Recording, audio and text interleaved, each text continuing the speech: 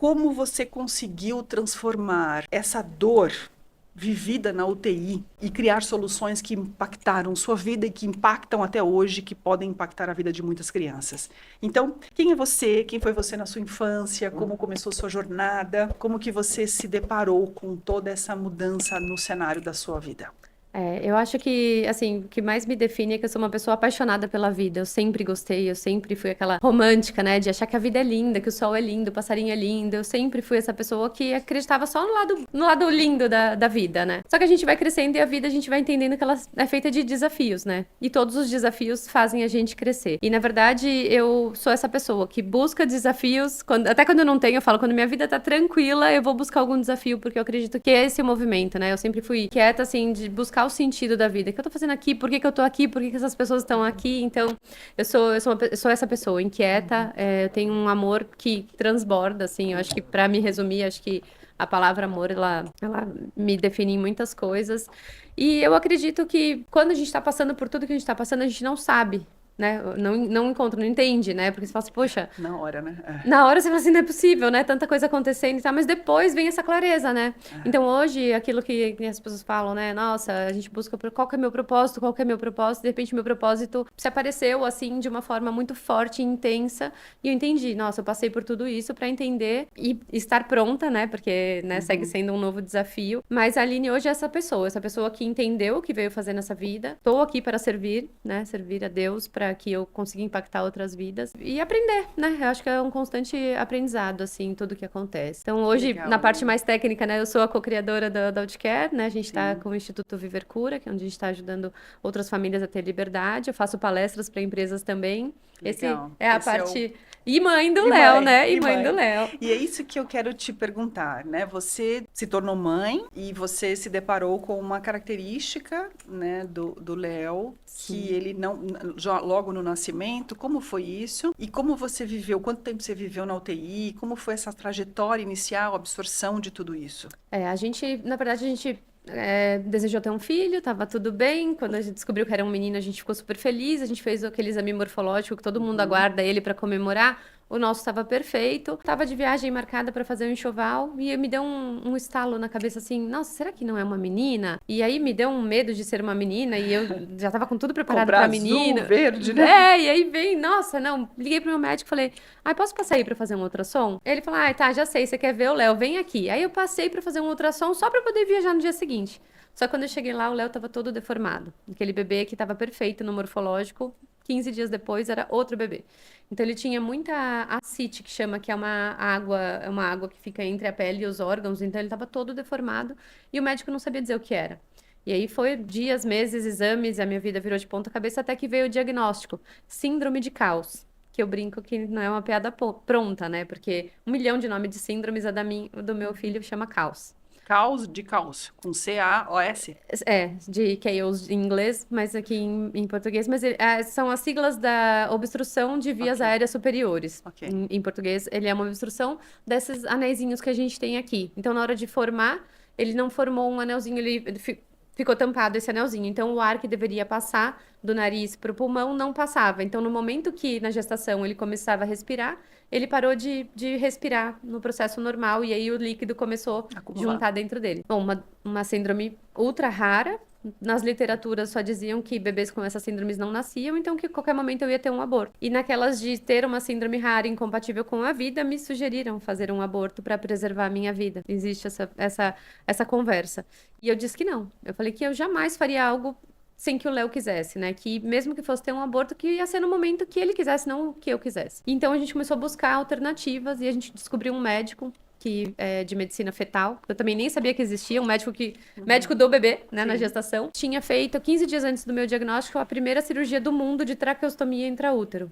Traqueostomia é aquele caninho que as pessoas têm Tá. para respirar aqui. E ele fez isso antes do bebê nascer. Puxa, então você vai fazer o meu também, né? E ele falou que não podia porque cirurgias intraútero era uma experimental e que não podia fazer. Poxa, e aí eu comecei a implorar pra ele todos os dias: não, doutor, você precisa fazer do Léo. Acabou que a gente foi a segunda família do mundo a fazer essa cirurgia intraútero. Uma cirurgia super complexa, assim, né? Eles fazem o parto, abrem o útero, opera o bebê, fecha o útero, volta pra dentro da barriga e volta a gestação pra continuar, porque ela é feita com 24 semanas de gestação. Fiz a cirurgia, foi um sucesso, tava tudo bem, só que eu peguei uma infecção e com 25 semanas o Léo nasceu, pesando 630 gramas. E aí a gente venceu o caos, porque o caos era só aquilo de verdade, né? Só modo de dizer, né? Mas ele era só aquela obstrução, a gente venceu, só que aí a gente foi enfrentar outros desafios, né? O da prematuridade extrema. Ele nasceu pesando 630 gramas, muito antes do tempo, 5 meses e pouco. E aí a gente passou a enfrentar todos os desafios da UTI neonatal. Com o mês de vida, o Léo perdeu o intestino, por causa de uma doença chamada enterocolite necrosante. Quando ele perdeu o intestino, ele teve uma infecção generalizada, porque as bactérias do intestino, né, atacaram ele de todos os jeitos. Aquele dia os médicos disseram que ele não ia mais sobreviver, que não tinha mais chance, que ele ia morrer, pra gente se despedir dele. E aí começou a nossa vida caótica. Eu nunca aceitei essa condição de ter que me despedir do meu filho, então para mim foi muito difícil, foram dias intensos assim da UTI. Depois de uma semana que o Léo operou, o médico já não acreditava mais, ele liberou minha família, falou: "Ó, vou liberar sua família a conhecer para se despedir, porque ele tá muito grave, ele não deve passar de hoje". Eu limpei meus olhos saindo da UTI e falei: "Mãe, vocês vão conhecer o Léo é lindo, vocês não vão acreditar". E aí meus irmãos entraram para conhecer, minha mãe entrou para conhecer ele, nunca souberam que o médico tinha dito que era para se despedir, né? E eu sempre acreditei na vida. Aí quando o Léo tinha um mês de vida, ele tava muito grave, né? Nessa fase, assim. Meu marido saindo da UTI, na esquina de casa, foi assaltado, tomou um tiro na cabeça. Ele foi socorrido, ele entrou em coma. Ficou 10 dias em coma. Os médicos diziam que ele não ia acordar, que se ele acordasse ia ficar tetraplégico, que nunca mais ele ia falar. Eu fiquei com os dois na mesma época. Então, assim, a minha experiência foi 2 UTIs, os 2 homens da minha vida, os amores da minha vida na mesma situação. Os 2 em coma, os 2 diziam que não ia sobreviver, que se eles acordassem, não sabia quais iam ser as condições deles, né? Depois de 10 dias, meu marido acordou do coma, contrariando tudo que os médicos falam, andando, falando, e ele disse que tinha sonhado com a gente, que o Léo tava grande, que a gente tava no aeroporto, que tinha muita gente dando tchau pra gente. É, a coisa mais louca, assim, porque eu falo, todo mundo sonha em coma, que a gente já viu, eles vão pra um parque, meu marido foi pro aeroporto. Eu falei, gente, óbvio. É óbvio que eu vou sair com o Léo desse hospital, né? Na época, os médicos diziam que a única coisa que podia salvar a vida do Léo era um transplante que podia ser feito nos Estados Unidos, custava $1 milhão. E eu falava, não, ele sonhou em coma, que a gente tava no aeroporto, é óbvio, vou levar o Léo para os Estados Unidos e vamos fazer o transplante, óbvio, né? Mas foram meses, né? Foram 11 meses até meu marido se recuperou, tudo, mas a gente ficou ainda 11 meses dentro do hospital, até que com 6 meses a gente transferiu para um outro hospital e com muita briga a gente conseguiu ir para casa de home care. Home care tem uma empresa de enfermagem que fica 24 horas, você tem que fazer eles fazem os cuidados do seu filho. Tá. E eu senti que eu levei pra casa um paciente, não um filho, né? Porque as condições do Léo, elas já eram aceitas por nós, né? Mas Quanto tempo ele tinha?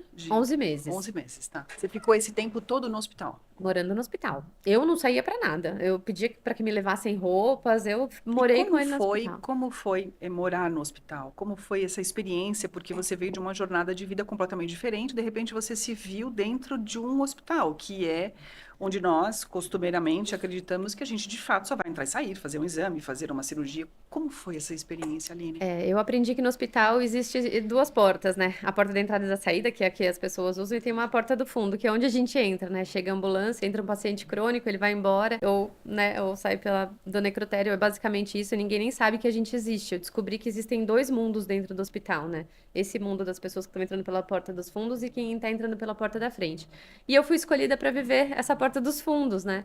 Então, a gente, de fato, fica invisível para a sociedade, né? A gente, principalmente, assim, o paciente está ali, ele tem o cuidado de todo mundo da equipe, mas o acompanhante do paciente tem uma dificuldade extra, né? Porque ele não está doente para receber cuidados e nem tampouco está bem para estar exercendo a vida. Então, é muito desafiador. E eu entendi uma coisa que eu até tenho dito para outras mães, assim, que quanto mais a gente tenta resistir à vida que a gente tinha, menos a gente consegue aceitar esse processo. Quando a gente consegue desprender de fato, assim, um dia eu falei, cara, essa vida não me pertence mais, o meu trabalho, minha casa, nada mais faz sentido, a minha vida é isso aqui. E quando eu me desprendi do que eu era para ser quem eu deveria ser, a minha vida transformou.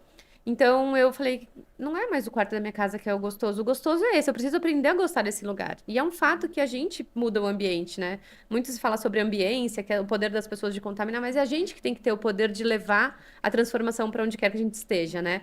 E na UTI era assim, então a incubadora do meu filho era mais bonitinha. Tinha bichinho, tinha não sei o quê, tava tudo bem. Eu ia tomar banho no banheiro coletivo e tava tudo bem. Eu ia, sabe, tudo pra mim tava, a comida que servia, ótima, ai que delícia, obrigada por ter uma comida. Aí você começa a mudar. E quanto mais você fica naquela de, não, eu quero aquela Voltar. comida, é mais difícil você aceitar essa vida.